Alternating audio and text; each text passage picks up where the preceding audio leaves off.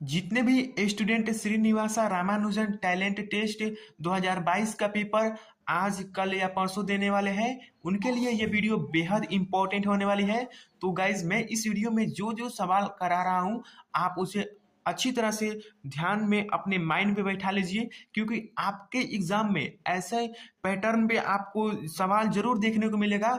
मैं जो कुछ भी क्वेश्चन करा रहा हूँ उसे मैंने बहुत प्रीवियस ईयर का क्वेश्चन है मैं उसमें मिलाया, उसके बाद मैंने देखा कि ये क्वेश्चन बार बार रिपीटेड किए जा रहे हैं सिर्फ यहाँ पर मान चेंज करके, तो इसलिए मैं इस क्वेश्चन को चुना हूँ। और भी मैं बहुत सारे क्वेश्चन कराऊंगा, तो हम चलिए इस क्वेश्चन को देखते हैं। आप इस क्वेश्चन को ध्यान से देखिएगा।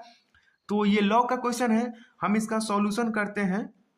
तो log 4/3 है, log 4 इंटू 3, यहाँ पर फिर गुणे log 5 इंटू 4। तो यहाँ पर ये ऐसे किया गया है। log 81/80 मैं आपको विस्तार से समझा रहा हूँ ताकि आपको अच्छी तरह से समझ में आए। तो इसका एक फॉर्मूला होता है कि log अगर a/b होता है तो हम log a/log b कर देते हैं। यही फॉर्मूला को हम यहाँ पर पुट करते हैं और इसको सिंप्लीफाई करते हैं। तो हम यहाँ पर log 4/log 3 कर सकते हैं। उसके बाद हम इसी को log 5/log 4 कर सकते हैं। उसके बाद यहाँ पर इंटू है डैश डैश करके हम log 81/log 80 कर सकते हैं। तो अब देखिए यहाँ पर बहुत ही मजेदार चीज हो रहा है, ये सब कट जा रहे हैं। ये log 5 है, ये भी यहाँ पर आएगा, डैश डैश दिया गया है, सब कट जाएगा।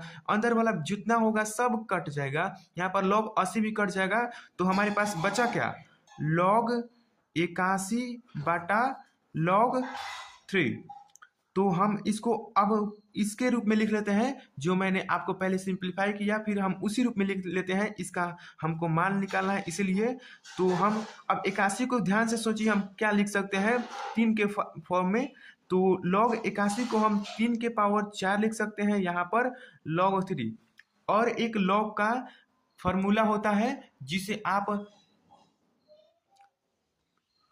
जो आपको याद ही होगा, यहाँ पर ये जो पावर में रहता है वो इंटू में चला आता है। तो आप log 4 log 3/3 कर देंगे और इसका वैल्यू 1 हो जाएगा। तो 4 इंटू 1 बराबर आपका आंसर जो होगा वो 4 हो जाएगा। आपके विकल्प में जो 4 ऑप्शन दिया रहेगा आप उसे टिक आउट कर देंगे, आपका बिल्कुल सही आंसर होने वाला है। तो हम चलिए क्वेश्चन नेक्स्ट देखते हैं। तो उसके बाद हमारा क्वेश्चन नंबर 2 है जिसे हम त्रिकोणमिति से लिए गए हैं और इस टाइप पर आपके एग्जाम में क्वेश्चन को बार बार पूछा जाता है। तो देखिए गाइस हम इसको कैसे सॉल्व करते हैं। तो इसे हम सॉल्व इस प्रकार करेंगे। आप सबसे पहले देखिएगा कि ये 2π/5 या 4π/5 या 6π/5 या 8π/5 ये 180 से ज्यादा है या कम है। अगर 180 से कम होगा तो हम लोग पाई में से माइनस करेंगे, अगर 180 से ज्यादा होगा तो हम पाई प्लस करेंगे। तो हम इसी प्रकार यहाँ कर रहे हैं। तो हम यहाँ साइन 2π/5 को लिख सकते हैं पाई माइनस 3π/5। देखिए इसमें इस पे कुछ असर नहीं पड़ेगा, 5 में से 3 घटाएंगे तो 2π/5 आ ही जाएगा। उसके बाद हम यहाँ पर साइन 4π/5 को लिख सकते हैं साइन पाई माइनस π/5 लिख सकते हैं कि नहीं। देखिए ये सेम इसको हल करेंगे तो यही आएगा। उसके बाद देखिए इसको जब हम कैलकुलेट करेंगे तो ये हमारा वैल्यू 180 से ज्यादा आएगा। तो हम इसे प्लस में लिख लेंगे। प्लस में इसको लिख सकते हैं साइन पाई प्लस π/5। इससे भी इस पे कोई कुछ असर नहीं पड़ेगा। और साइन 8π/5 को हम लिख सकते हैं साइन पाई प्लस 3π/5 लिख सकते हैं। उसके बाद हम इसको देखिए सॉल्व करते हैं। इस जो हमारा ये कोऑर्डिनेट है ये पाई माइनस है, तो सेकंड में साइन प्लस होता है तो ये वैसे ही आ जाएगा साइन 3π/5 प्लस साइन π/5। और ये देखिए पाई प्लस है, ये यानी कि थर्ड कोऑर्डिनेट में चला जा रहा है और थर्ड कोऑर्डिनेट में साइन निगेटिव होता है। तो यहाँ पर हम लिख देंगे साइन माइनस साइन π/5 और ये भी प्लस में है तो ये इसका भी निगेटिव हो जाएगा। तो साइन 3π/5 अब आप यहाँ से देख सकते हैं कि ये प्लस में है और ये माइनस में है, तो आसानी से आप काट सकते हैं। ये भी प्लस में है, ये भी माइनस में है, तो ये भी आप आसानी से काट सकते हैं। तो हमारा फाइनली आंसर क्या आता है? 0। हम इसके बाद क्वेश्चन नंबर 3 को देखते हैं। और अगर आप हमारे चैनल पे नए हैं तो कृपया चैनल को सब्सक्राइब कर लीजिएगा। आपको हम कोई भी रामानुजन टेस्ट से संबंधित किसी भी प्रकार की नोटिस होती है या अपडेट होता है तो हम आपको सबसे पहले इन्फॉर्म करेंगे, इसलिए आप हमारे चैनल को अभी सब्सक्राइब कर लीजिए। हम नेक्स्ट क्वेश्चन को देखते हैं, यानी कि क्वेश्चन नंबर 3 को देखते हैं, जो आप देख सकते हैं कि 10th के द्विघात समीकरण से लिया गया है। ये बिल्कुल आसान है, मैं आपको आसानी से इसे बता दे रहा हूँ। तो सिंपली आप इसमें कुछ नहीं करेंगे, x square plus y square बराबर 1 है। तो हम इसमें एक्स वाई का मान आपको निकालना है। मैं आपको ये नहीं बताया था एक्स वाई बराबर क्या होगा, इसका आपको मान निकालना है। तो हम इसमें दोनों तरफ हम स्क्वायर कर दे रहे हैं। तो x square plus y square, इसका स्क्वायर कर देंगे और एक का स्क्वायर कर देंगे, इससे कुछ नहीं फर्क पड़ेगा इसमें। तो अब हम इसका फॉर्मूला आपको याद होगा, ए प्लस बी का होल स्क्वायर है। तो हम सिंपली ए स्क्वायर का स्क्वायर, फिर वाई स्क्वायर का स्क्वायर, फिर 2x वाई का स्क्वायर बराबर 1। अब इसको हम सॉल्व करेंगे।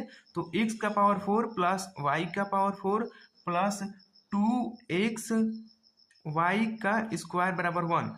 अब आप यहाँ से देख सकते हैं कि इसका मान इन लोगों ने दे रखा है जिन्होंने क्वेश्चन बनाया है। तो हम उस मान को पुट कर देते हैं। उसके बाद यहाँ पर हमने 2 छोड़ दिया है, 2 यहाँ पर रहेगा।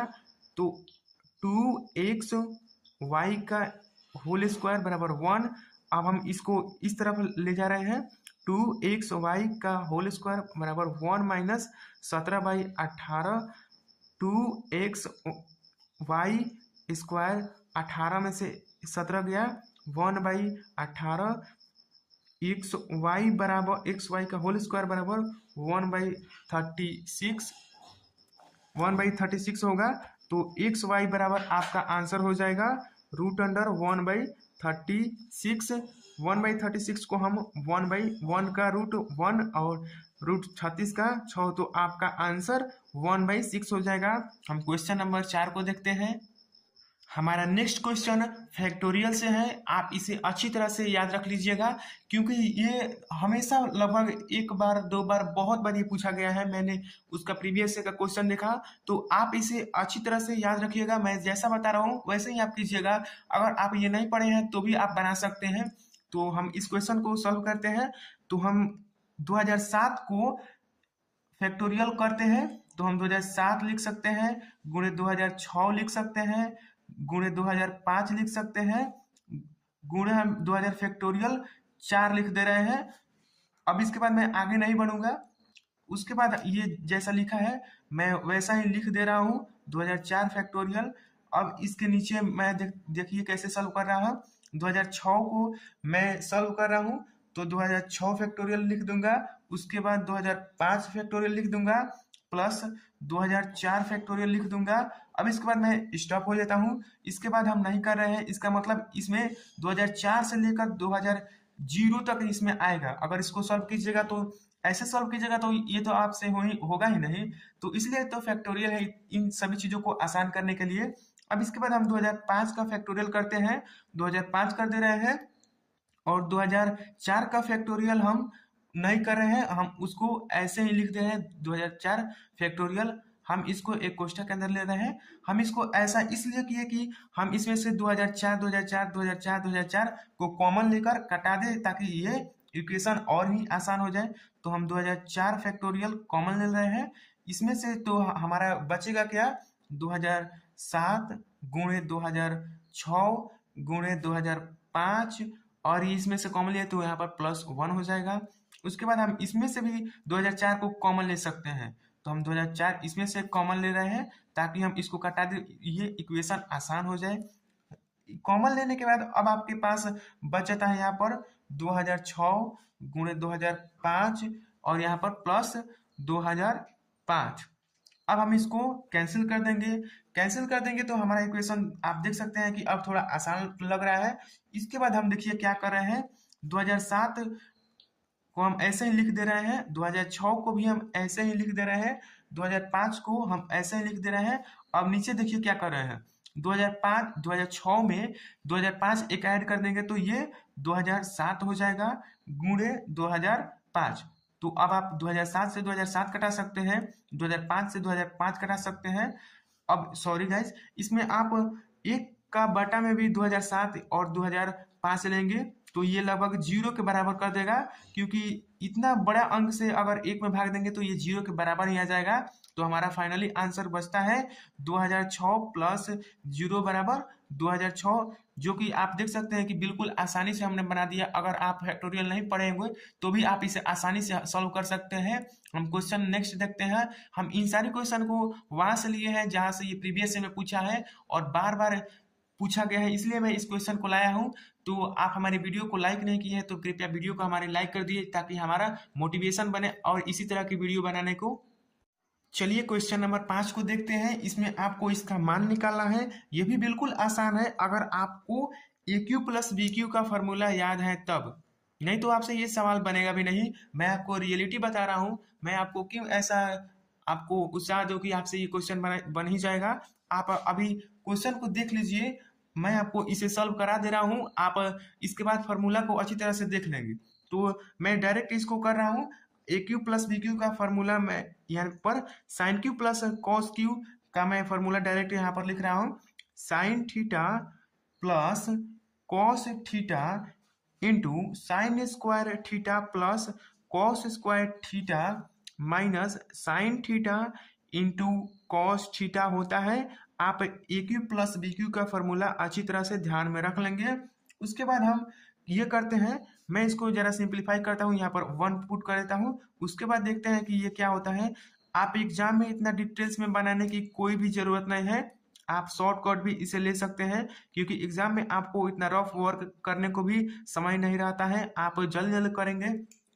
उसके बाद हम इसको 0 के बराबर करते हैं और इसको 0 के बराबर करते हैं।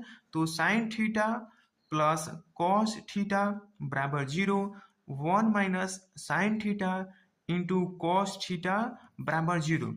तो हम यहाँ पर साइन थीटा और कॉस थीटा को उस साइड तरफ भेज रहे हैं तो माइनस कॉस थीटा हो जाएगा, और इसको 1 बराबर sign theta into cos theta. तो आप देख सकते हैं कि इसका मान तो निकल नहीं सकता है, तो इसका मान हम रहने देते हैं, इसका मान निकल सकता है और इसका ही मान आपको एग्जाम में भरना पड़ेगा।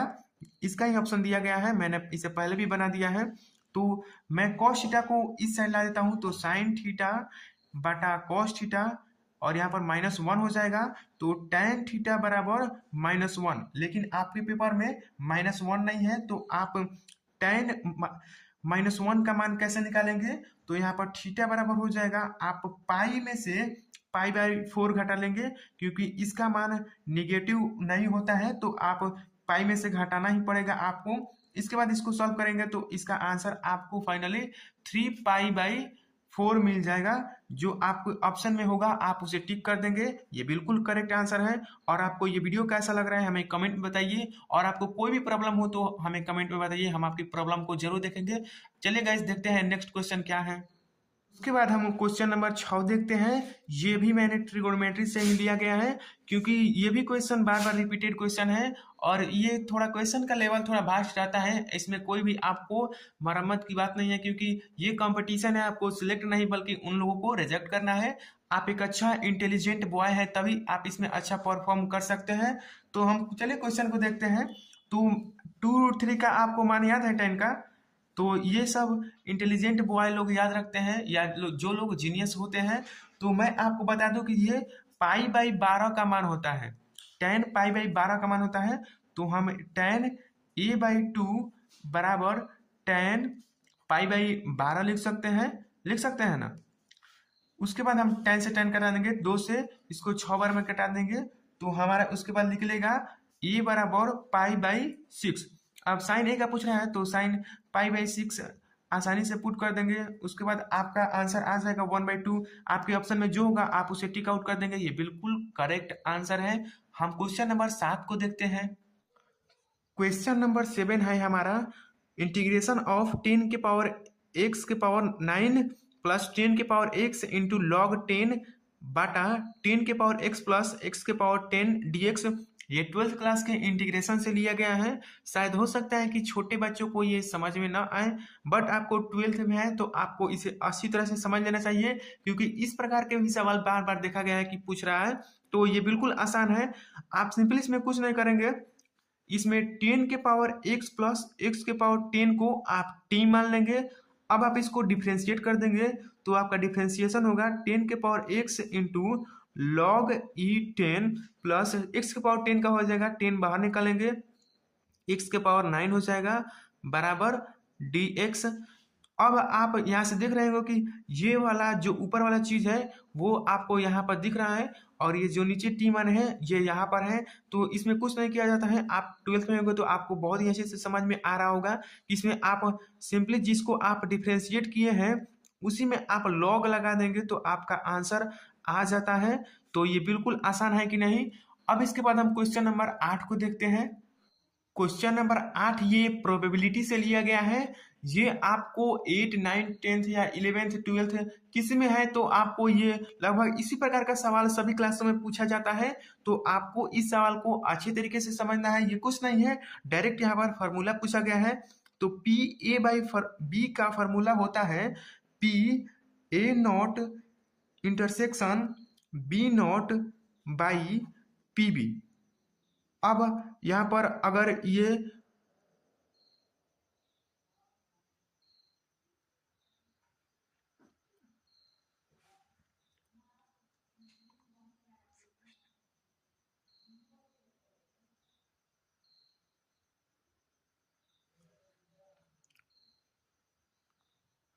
और अगर ये दोनों स्वतंत्र घटनाएं हैं तो हम इसे लिख सकते हैं कि P A not into P B not बटा पी बी। तो हम पी बी से पी बी कटा दिए तो हम पी ए नॉट को क्या लिख सकते हैं 1 माइनस पी ए। अब आपको यहाँ से ये आंसर मिल गया। यही आंसर आपको विकल्प में दिया रहेगा। आपका विकल्प जो सही होगा आप उसे टिक आउट कर देंगे। क्वेश्चन नंबर 9 को हम देखते हैं। ये सब क्वेश्चन आप अपने माइंड में रखिएगा, ये आपको एग्जाम में ऐसे क्वेश्चन आपको बहुत सारे दिखने को मिलेंगे। इसी के साथ हम प्रोबेबिलिटी का एक और क्वेश्चन देख लेते हैं जो डायरेक्ट आपको फार्मूला ही पूछ दिया गया है। ये क्लास 8 का है, इसलिए क्लास 8 के बच्चों देख ले। इसका फार्मूला होता है P A plus P B. ये सब स्वतंत्र घटनाएं के लिए है, लेकिन आपको ये तो 11 12 में पढ़ना है, लेकिन 8 क्लास के बच्चों के लिए दिया गया है क्योंकि ये टेस्ट है। एक टेस्ट में आपको इस प्रकार के क्वेश्चन देखने को मिलेंगे, आप इसे अच्छी तरीके से पढ़ लीजिएगा। क्वेश्चन नंबर 10 को देखते हैं हम। क्वेश्चन नंबर 10 है हमारा 3 sign theta plus cos theta का आपको मिनिमम वैल्यू यानी कि न्यूनतम मान निकालना है। ये लगभग हर साल पूछा गया है, इसलिए मैं इस क्वेश्चन को लाया हूँ। कभी इसका न्यूनतम मान, कभी उच्चतम मान। न्यूनतम मान पूछे तो आपको माइनस करना है, और महत्तम मान पूछे तो आपको प्लस करना है। करना किसका है, आपको जो इसका साइन थीटा का जो आपको कोफिशिएंट दिख रहा है और कॉस थीटा का कोफिशिएंट, उसको हम रूट में कर देते हैं स्क्वायर करके। 3 स्क्वायर प्लस 4 स्क्वायर। अगर मिनिमम वैल्यू पूछे तो ये हो जाएगा रूट अंडर -25 बराबर 5। ये इसका मिनिमम वैल्यू है। अगर मैक्सिमम वैल्यू पूछ दे तो प्लस में हो जाएगा 3 square plus 4 square root under 25, जिसका आंसर आपको 5 है। अगर मैक्सिमम वैल्यू पूछे तो ये भर दीजिएगा, और मिनिमम पूछे तो ये भर दीजिएगा। क्वेश्चन नंबर हम 11 को देखते हैं। हम नेक्स्ट क्वेश्चन को देखते हैं जो हमारा एक इक्वेशन दिया गया है और इसका वैल्यू पूछ रहा है। ये देखने में जितना आसान है उतना है नहीं। तो चलिए हम इसको सॉल्व करते हैं और आपको बताते हैं कि इसका आंसर क्या होगा। तो इसको हम सिंपली ये करते हैं कि ये रूट को हम इधर भेज रहे हैं, तो एक्स स्क्वायर माइनस 11 माइनस 5 का होल स्क्वायर रूट इधर आएगा तो स्क्वायर में आ जाएगा। एक्स स्क्वायर माइनस 11 बराबर 25। तो एक्स स्क्वायर बराबर 25 प्लस 11, एक्स बराबर प्लस माइनस 6। अब आप तो यहाँ से मान निकाल दिए, तो अब आप ये सोचिए इसका आंसर ये नहीं होगा। तो अगर आप एक्स का मान ये निकाले हैं तो इसको ये संतुष्ट करना चाहिए ना। तो हम बारी बारी से दोनों मानों को रखते हैं और देखते हैं कि ये संतुष्ट कर रहा है कि नहीं। तो हम सबसे पहले इसमें +6 रखते हैं, तो हम 36 माइनस 11 किए और -5। ये कभी इसके बराबर आएगा, कभी इसके बराबर नहीं आएगा, तो इसका आंसर ये भी नहीं होगा। अब चलिए आपके कहने पर -6 रखते हैं, तो -6 का होल स्क्वायर -11 बराबर -5।